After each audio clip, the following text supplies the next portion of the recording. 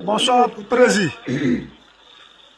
Vous voyez, nous les habitants d'Assonga, à Tchokro, on a besoin de votre aide. SOS tous les jours. Vous voyez ce Songa qui est là, vous voyez l'entrepôt de, comment on appelle, Seuillé qui est là, tout est inondé. Vous voyez, en allant à Tchokro, sur Abangourou, vous voyez c'est la route qui est là. Vous voyez comment la route est coupée. Moi, j'ai l'impression que l'État ne doit pas oublier ceux d'ici. Parce que ceux d'ici, il en a besoin. Vous voyez, en cas de cas, s'il y a un malade, il y a une urgence et on ne peut pas traverser par aller. C'est la grande voie qu'elle a, hein, je vous dis ça. Vous n'allez même pas me croire. On te croit, mon frère. Donc, les habitants d'Assonga, les habitants d'Atchokro, ils sont mis ensemble et ils m'ont sollicité vraiment de m'adresser à l'État. Notre cher président Alassane Ouattara, les habitants d'Atchokro, les habitants de Songa, vraiment demandent l'aide pour que tu puisses l'aider. Vous voyez, c'est le problème qu'elle a. Actuellement, il y a des malades qui sont derrière moi, que vous voyez, ils ne peuvent pas traverser. Il y a des malades aussi qui sont devant de l'autre côté où on ne voit pas, ils ne peuvent même pas traverser. Ils font quoi? Qui peut les aider? C'est le seul président Alassane Ouattara et son équipe qui peut l'aider. Okay. Donc nous, aujourd'hui, on a décidé de se mettre ensemble, vraiment de solliciter ton aide. Toute personne qui peut nous aider pour que notre voix peut atteindre devant les autorités compétentes, ça nous plaît bien. Donc vive la Côte d'Ivoire. Nous, on est sans voix. C'est à travers les réseaux sociaux, on sollicite votre aide pour que vous nous aidez. C'est la réalité qui est là. Vous voyez, c'est les gens qui sont depuis, ça met 3 jours aujourd'hui. On n'arrive pas à traverser. Donc vraiment, Ado, pardon, il faut nous aider. Merci. Vous avez écouté la vidéo de ce monsieur-là.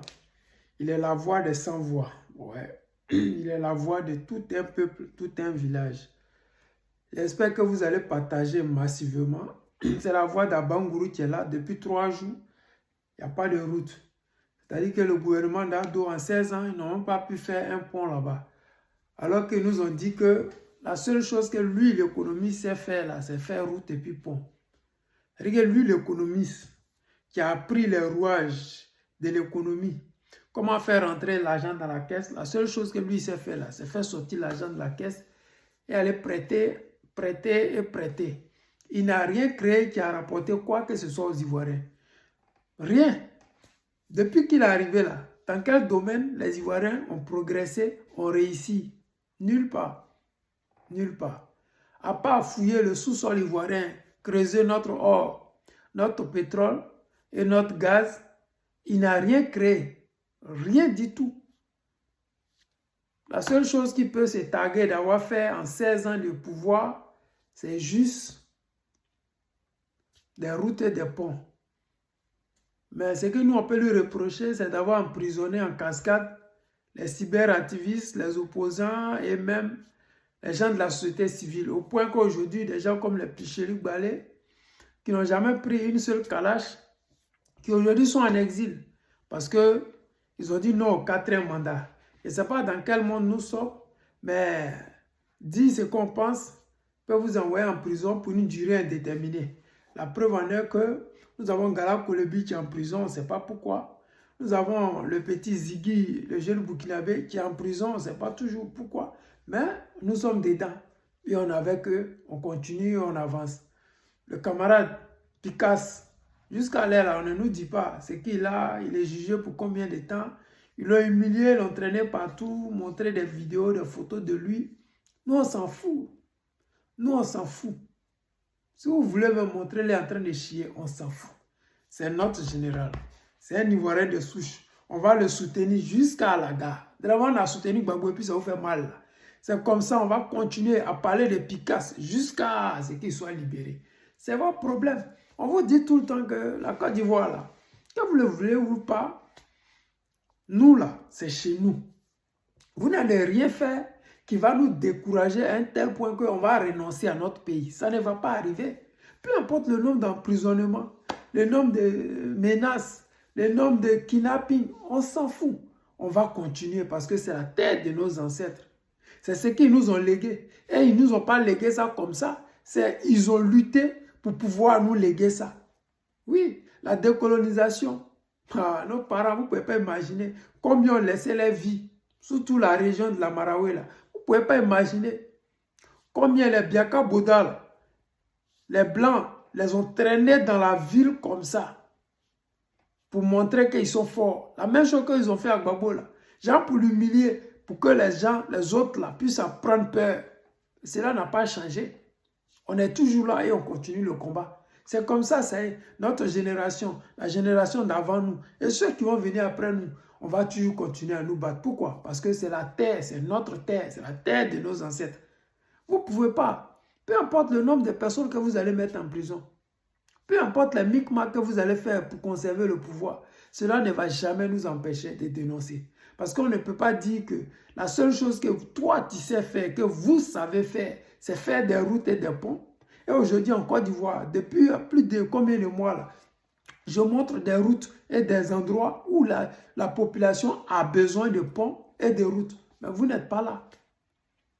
Les gens disent oui, c'est l'ascenseur qui peut nous sauver. Mais vous faites exprès. Parce que Draman Ouattara, là, en ce moment, il y a des gens qui dorment à la belle étoile à Abidjan. Donc, des gens ne peuvent pas dormir à Abidjan à côté de lui là-bas. Et puis, ils ne les calculent pas. Ce n'est pas vous qui êtes sur la route d'Abangourou, loin là-bas, que lui va aller vous aider. Jamais. Vous devez appeler le conseil régional. C'est ça la réalité. On dit chacun a son rôle. Au lieu de dire Ouattara, là, on sait que c'est Ouattara le boss. Mais commencez par chez vous là-bas d'abord. Parce que vos parents, là, ils ont soutenu Ouattara en disant que c'est Ouattara qui est la solution. Aujourd'hui, la solution, là, c'est Djenzensi, nous tous. C'est tellement Djenzensi, nous tous, que ceux qui étaient apolitiques, qui depuis l'Occident disaient qu'ils sont apolitiques, aujourd'hui, ils sont en prison parce qu'ils ont été apolitiques. C'est ça la vérité. Parce que s'ils n'avaient pas été apolitiques et qu'ils étaient comme moi, ils sauraient où marcher, ils sauraient où ne pas aller. Ils sauraient que la Côte d'Ivoire, là, c'est un sens interdit pour lui. Mais lui, il a dit qu'il était apolitique. Donc, comme il pensait être apolitique et que ça n'allait pas déranger Draman Ouattara, c'était mal le connaître. Parce que lui, là, si tu es un peu populaire, là, il faut que tu fasses un tour en prison. Il faut que ces gens-là prennent ta chance. Ils ont fait ça à Arafat DJ. Aujourd'hui, il y a quel artiste en Côte d'Ivoire qui brille? Zéro.